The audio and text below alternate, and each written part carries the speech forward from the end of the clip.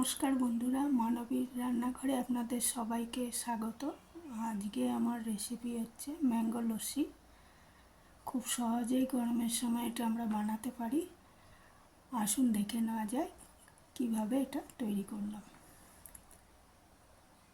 Mango lassi বানানোর জন্য লাগবে একটা আম, 250 গ্রাম টক দই, 2 চামচ চিনি, অল্প বিট নুন আর বরফ, আর ওদিকে সাজানোর জন্য একটু পেস্তা কুচি আর পুদিনা পাতা। প্রথমে আমটা টুকরো করে গ্রাইন্ডারে পেস্ট করে নেব।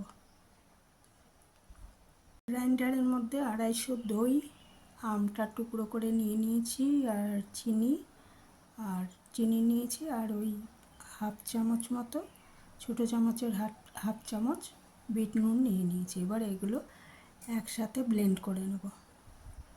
ম্যাঙ্গো লস্যি খাওয়ার জন্য রেডি। এর মধ্যে একটু পেস্তা কুচি ছড়িয়ে দেব,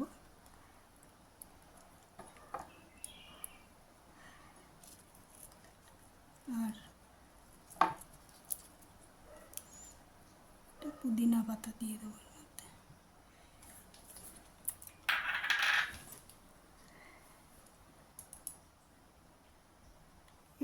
এটা খুব সুস্বাদু হয় খেতে, বাড়িতে করে দেখতে পারেন।